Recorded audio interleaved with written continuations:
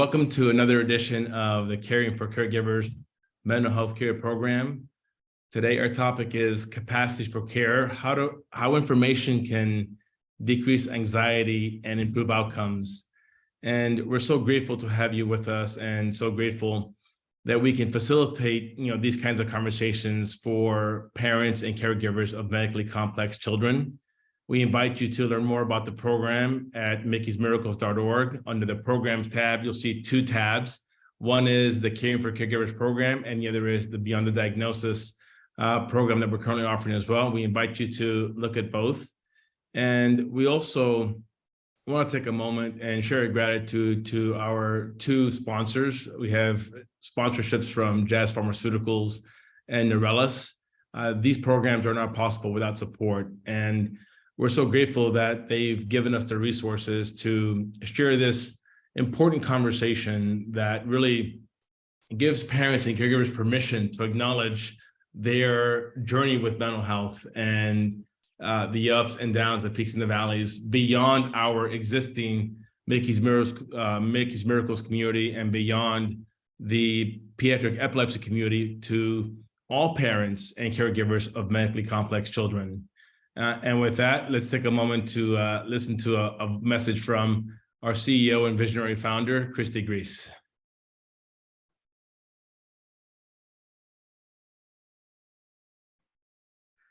Welcome to another Caring for Caregivers mental health conversation. We're so grateful to have you here this evening. We know from our personal experience with our little girl, Mickey, what it's like to struggle and try to go about this journey with your mental health intact.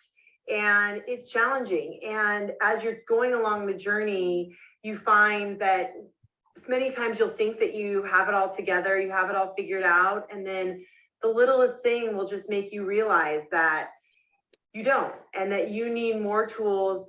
Like I needed more tools. I still need more tools to help me grow and get through the difficult challenges ahead with having a child with pediatric epilepsy. So we have an amazing team tonight here to support you. Enjoy this amazing conversation that is going to be had. And please know that we are here for you to support you in your journey. Please give us any ideas or questions you have so that we can support you and help you along this journey. Thanks so much. Thank you. And we're so honored to have our facilitator tonight, Dr. Aldaba, not just as a dear friend that I've known since college, but I've gotten to know her and her heart much more closely as I've seen her help families battling pediatric epilepsy through access to level 4 epilepsy centers and to much needed, community and emotional support. Dr. Aldaba recently earned her PhD, which I'm so proud of her for doing that, at the School of Public Policy from University of Nevada, Las Vegas, my alma mater.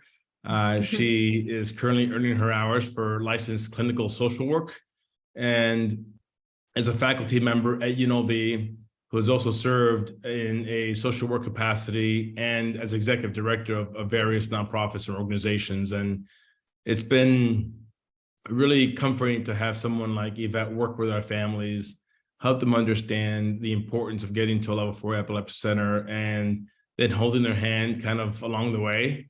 So it's my pleasure and really come from a place of gratitude in saying that we're very thankful to have you join us to facilitate this conversation for us. Thank you, Dario. It is a pleasure to be here and really, truly an honor. I absolutely love helping our families, through the process of getting the adequate care for their babies. And, I think one of my favorite components is getting to know the families, getting to know these wonderful warrior parents that are fighting every day, to find answers and to, they truly are, the most amazing advocates, for their children.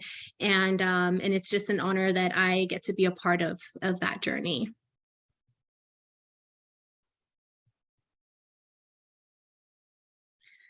So with that being said, just like you mentioned, Dario, I'm currently pursuing my clinical hours in becoming a licensed clinical social work.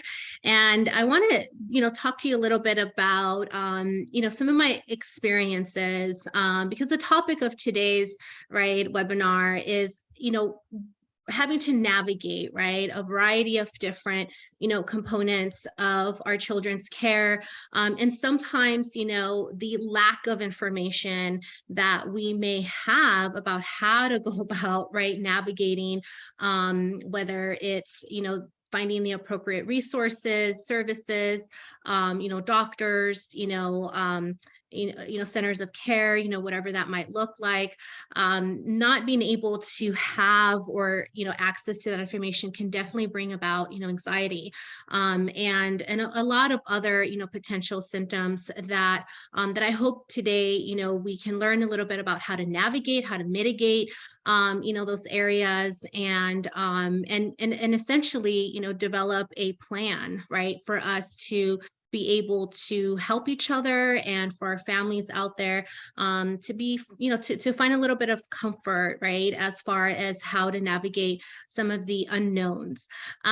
So before we get started in addressing the topic, a lot of the work that I do within the area of clinical social work, I navigate, I help navigate, or I help families, navigate a variety of different, difficult areas in their life. I work with a lot of families with children that have been victims of abuse, and at several times, a lot of these families and parents come to me with symptoms of anxiety. And one of the first questions that I ask is, let's, help me learn a little bit about the root, of these symptoms of anxiety. And oftentimes what I hear is parents, caregivers, address the fact that they don't have information about what is going on, with their child, or how to navigate the court system. And that comes up quite a bit, and so when I transition and then I work with our families from Mickey's Miracles, oftentimes I hear very similar, concerns. It's, hey, I don't know what to do, I don't have the adequate information, or I'm trying to advocate, on behalf of my child, but I'm lost, or perhaps, can you help me, Can this organization, Mickey's Miracles, help me, get the necessary information that I need? And so the fact of the matter is that uncertainty is part of the human experience. And some people thrive in uncertain times, others become emotionally paralyzed. And the way that people respond to uncertainty may depend on how afraid they are of the unknown. And so if you fear, let's say, spiders or snakes, it's based on what you've learned. Some of these creatures are venomous and can literally kill you, but not all fears are based on such concrete information, Some fears are based on what you don't know. And so let's, another personal example is, let's say, the fear of public speaking, Part of the terror may be that people feel, that on stage, once they're on stage, is not knowing how the audience will respond. And so when we are trying to navigate, the appropriate care for our children, oftentimes parents, are afraid of, will this level of care work, Will this medication, produce the positive, outcome for my child? And so sitting in that unknown, that uncertainty, can definitely bring about a variety of different symptoms of anxiety. And so a lot of this, is also, and again, there's a lot of research out there, that define fear of the unknown as a tendency to be afraid of something you have no information about on any level. So some people fearing the unknown can go a step further. If you feel intensely upset and anxious when you encounter an unknown or an unfamiliar situation, you may have developed a state of mind called intolerance of uncertainty. So this means that uncertain circumstances feel unbearable to you. And so some of these effects, of this fear of anxiety, can include a fast heart rate, can be quick, shallow breathing. I know sometimes when I encounter situations that produce anxiety, I feel that right in my body. My breathing becomes a little bit more difficult, right, to grasp. I get tense, my muscles, especially right here in the, in my shoulders and my back area. I might even have feelings of weakness. And sometimes even my sugar spikes, right? And so I'm trying to figure out what is going on. And when I finally sit down and try to figure out what is the root of all of these symptoms, usually it goes back to, oh, it's because I'm, feeling a little bit of anxiety because of the situation that I don't really know what may happen, right? And so when a threat is short-lived, these symptoms go away quickly, right?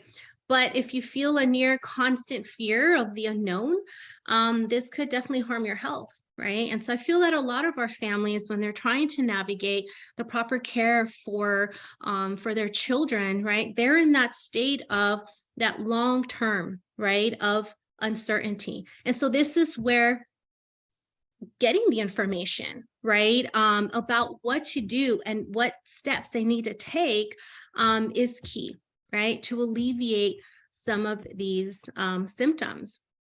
As the purpose of these segments, right, is to learn about how we can take care of our mental health, right? And so I think the first step is really recognizing that, hey, you know what? It's okay if I don't know, right? One of the messages that I always tell my students when I'm in front of a classroom is I tell them, I'm smart enough to know that I don't know everything, right? But let's work together to find out, right? If I don't know, I may know someone that may know, right, that information. And if that person doesn't know, then I'll keep going, right? And so being resourceful is also another component that sometimes we may not recognize the importance of, right? And sometimes we might just not want to ask for help because sometimes we may not know how to ask for help, right? Or we might shy away from that. Sometimes we might feel like, oh, I'm going to be a burden to others, right? So then what happens? We end up staying right in that state of unknown, and then therefore our anxiety, right, just continues to skyrocket, right?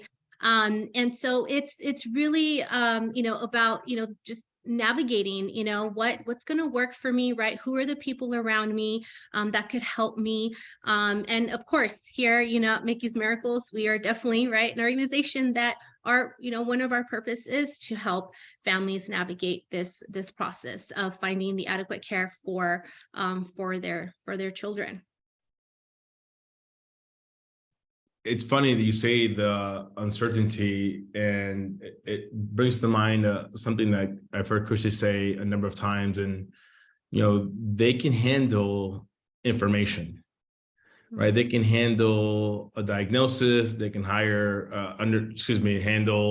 the difficult diagnosis, but not knowing has been a source of distress for her and for other families that we've worked with and advocated for. So it's interesting to me that the difficulty of information isn't what you would think is the most anxiety producing, but not knowing, or the uncertainty, or not understanding what your child's future looks like, especially because there's only so much you can control, can really add to that anxiety and create, other mental health stressors, particularly as these journeys aren't short journeys. These Right. medically complex children, the diagnosis is just the beginning of the journey. And then the care or the treatment, and then the monitoring of the treatment, and then all of a sudden they go from being infants to school-age children. Now they have an environment that is foreign to them and that parents have to help them navigate through IEPs or what have you. And then you have the next season of adolescence, and how they're going to be received by their classmates, their peers, the environment beyond the existing household that's typically very supportive.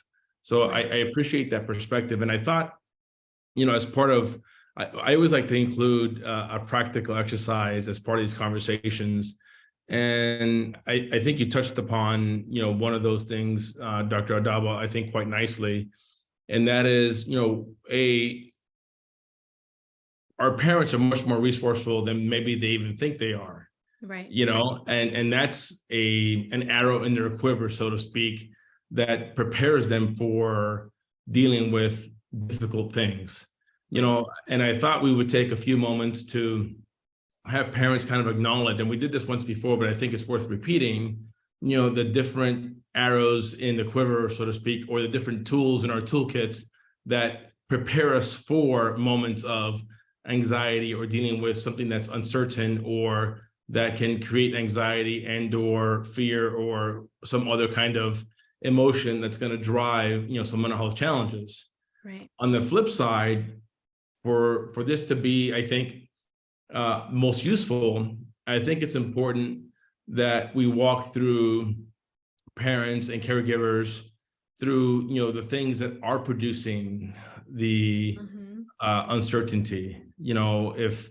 If, for example, a child just got diagnosed with infantile spasms and the family doesn't know what long-term monitoring looks like for them, then they can identify that as an area of need where they need more information, and we can connect them to more resources. We can connect them to families that have had a similar experience, diagnosis, and then opportunity for monitoring. If it's a family that has a teenage child that is now aging out of pediatric care and transitioning to adulthood, they might have questions about guardianship, financial transition and independence, some of the legal ramifications of that. And then on top of that, the transition of care. What does that look like from pediatric epileptologist, in our case, for example, to an adult epileptologist?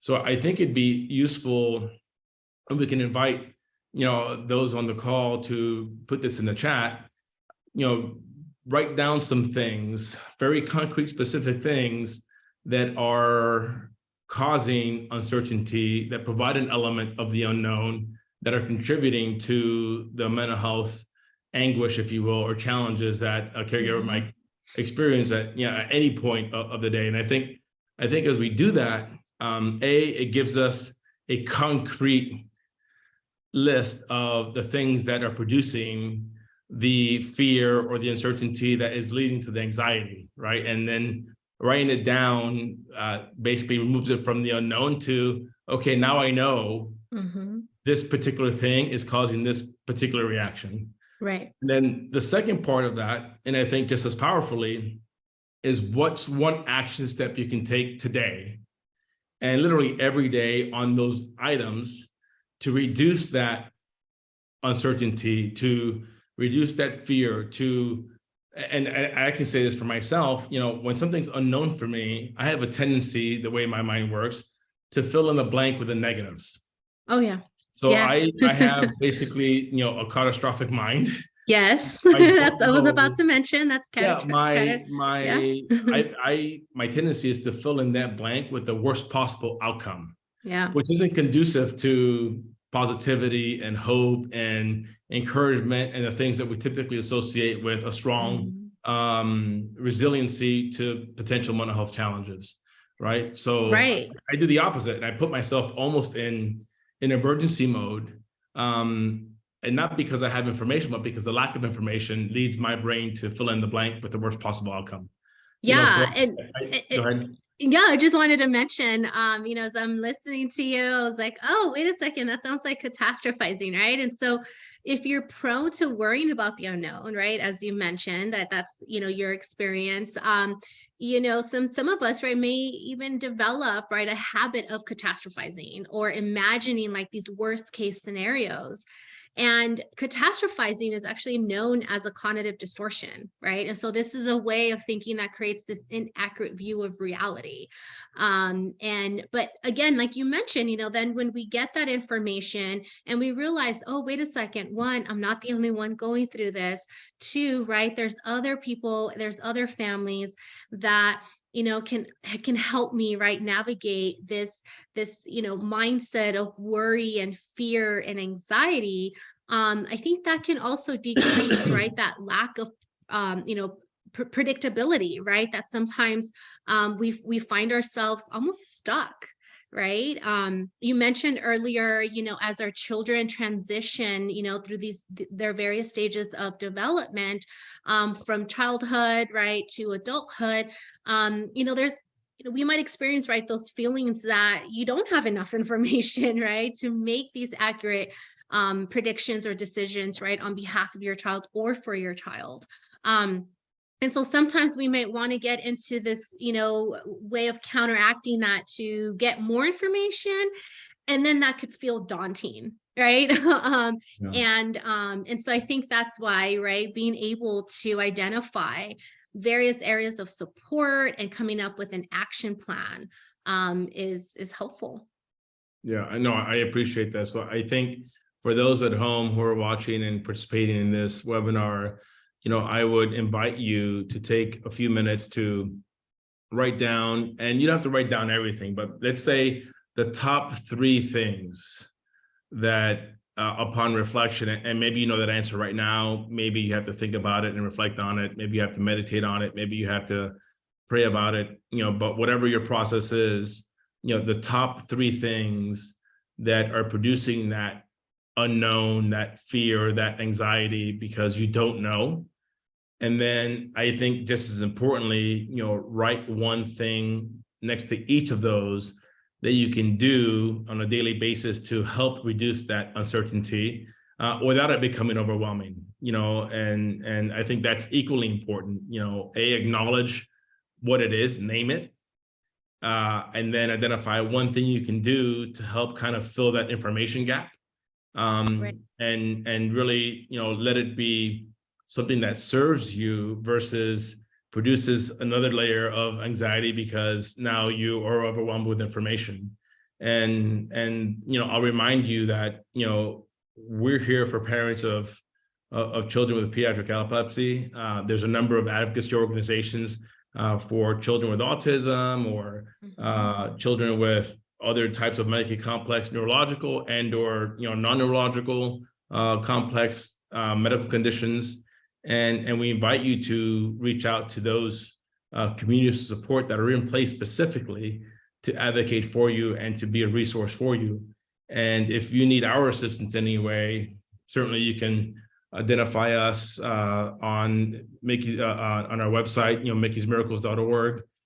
You can follow us on any of our social media channels and message us, and we can connect you to resources. And I think that's an acknowledgement that this is a big deal, and we recognize that mental health for caregivers is a big deal, and we just want to be here to support you through conversations like this and through practical exercises like naming those top 3 things that might be causing fear, and creating a self-action plan that you can create with your own schedule, with your own kind of time that you have available to take a step to reduce some of that uncertainty and fill that in with good information and or community organization and or community support, or maybe even support from a family member or friend.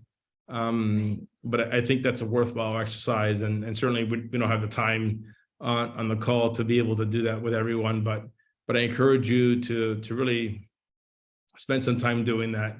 And I think you'll find it very helpful and supportive in terms of giving you information that you can act on to advocate for your child and to really help support you from a mental health perspective.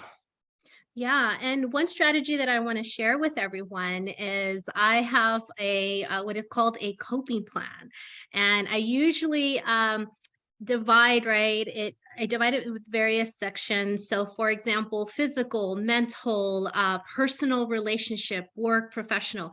And I start listing, right? Okay, what am I going to do under this category, right? So if I need to get a medical checkup, or I need my kiddo, right, to there's certain issues that needs to be addressed, right? So I start, noting that down, because sometimes, as you mentioned earlier, right, as we talked, we go into that catastrophizing, right? And that could, again, produce more anxiety. But when I write it down, right, it's right in front of me, I have a visual, and I'm able to then determine, all right, what are the action steps, right, that I need to take, and or who can I call, right? Who can I contact, or who can support me in this area, right?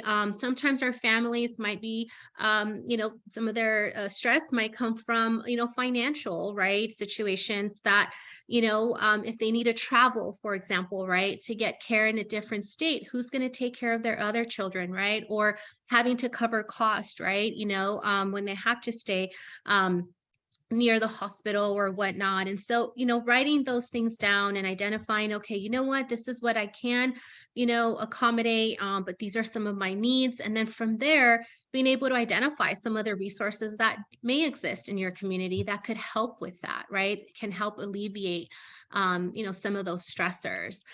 So definitely writing it down, coming up with an action plan, coming up with a coping plan, right? How are you going to cope with it? Who's part of your support system can hopefully alleviate some of these symptoms and some of these symptoms of anxiety, and again, alleviate the unknown. Thank you, Dr. Aldaba. And in preparation for our conversations today, we had some families submit some questions, and if we can make a few minutes to answer some of those questions. One of those questions is, with balancing work and care for my child and caring for his siblings, it's hard for me to make the time to think about, those anxiety producing events, let alone put together an action plan. How do you suggest I balance my time better to do that? That's a great question. We have 24 hours in the day, right? And sometimes we wish that we could extend that time, right? So we can squeeze in, right, the time to be able to, sit down and write this down. I think that when we recognize that we may have moments, even if it's 5 minutes, 10 minutes, right, that we can jot some notes down, right? I think that could suffice, right? It doesn't have to be, okay, I need to carve an hour out of my day to sit down and get all of this done. I think breaking it up, right, in increments, setting a list, maybe a to-do list, and saying, okay, you know what, today, if I get to accomplish these three tasks, then great. If I don't, that's also okay, right? And knowing that you are working, right, towards accomplishing, right, these tasks can help. I think sometimes we might set these unrealistic expectations, and when we don't, accomplish, those three tasks, for that day, we might feel like we failed, right? But you also have to acknowledge that there's a lot going on, right, in your environment.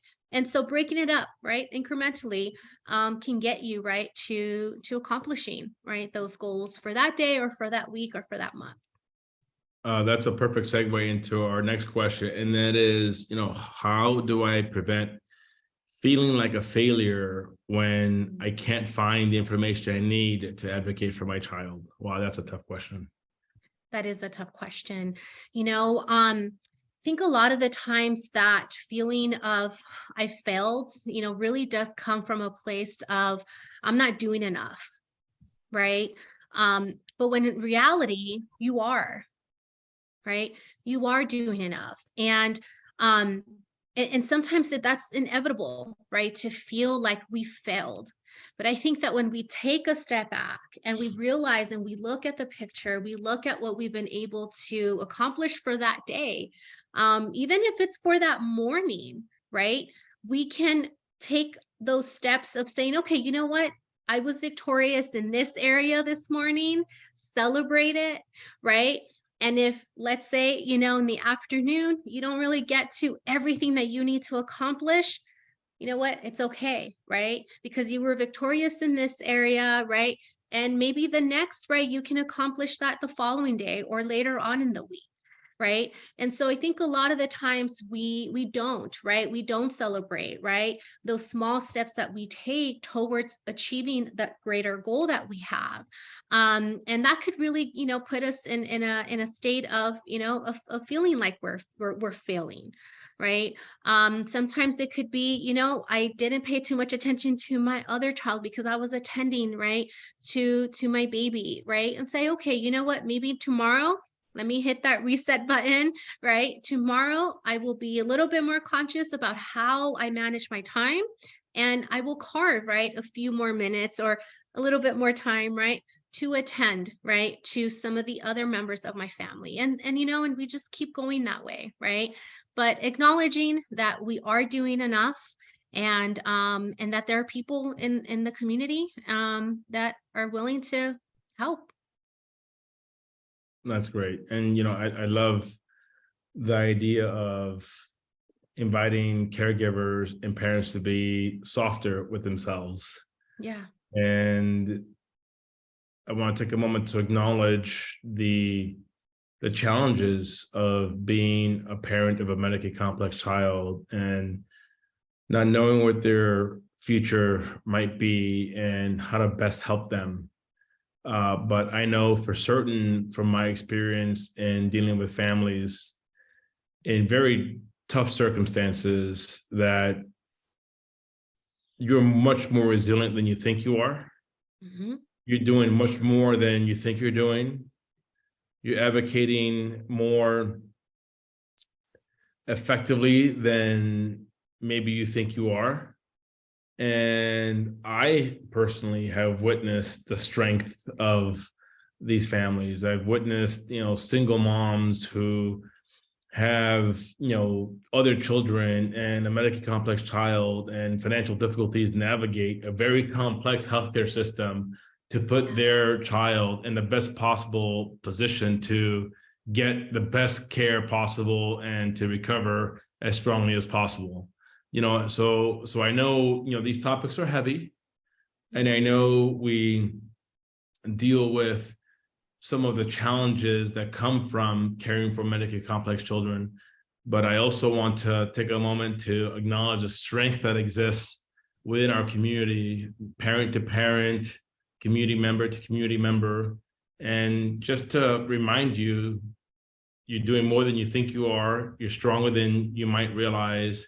And I want to really honor, your journey. And with that, I want to just say thank you, Dr. Aldaba, for this wonderful conversation and for really helping us understand sometimes what the source of the anxiety is and how you can go about putting together a very specific action plan to help curb that by way of either accessing resources and or getting information on that particular topic and really the permission to be, softer and kinder with yourself when not everything is done. I know that's a big challenge for our perfectionist parents out there, and they want to do everything they can to advocate for their children and not waste a moment in doing that. But that acknowledgement, I think, is very strong and very powerful. And I appreciate all the work you've done that I've had a chance to see up close with Mickey's Miracles families, not just in your intake conversations, but then helping them understand, how they're supported along the way. And with that, I'll bring this conversation of caring for caregivers mental health program to a close. I want to provide a final acknowledgement for our sponsors, Jazz Pharmaceuticals and Neurelis. Thank you for your support. Thank you for allowing us to extend this programming beyond Mickey's Miracles immediate pediatric epilepsy community. And I invite all of you to go to mickey'smiracles.org, click on the tab that says programs, and those resources that I referenced earlier for mental health and for beyond the diagnosis live there full time. So we invite you to check them out at your leisure when you have a moment of not writing a list down and not taking specific action. You might find something there that will help you from a mental health perspective or from a what to expect perspective. And I also want to extend the invitation that we're always here for you. Feel free to message us through our website and or any one of our social media channels. We monitor them very closely. We're here to support you, and we thank you for your strength, for your inspiration, and your resilience. And one more note, I just want to, one of the concepts in the field of social work that we utilize, a framework that we utilize quite often, is staying grounded in the here and now. And so to piggyback on what Dario mentioned, right, if you have difficulty in, staying grounded in the here and now, get in touch with me, get in touch with us, right? More than happy to set up a Zoom call and, chat and kind of address, kind of where you're at, right? Sometimes a 5-minute, 10-minute, 15-minute, chat with someone can help. So I'm extending those services to everyone out there. Reach out and we're here for you. Thank you, Dr. Aldaba. Thank you for having me.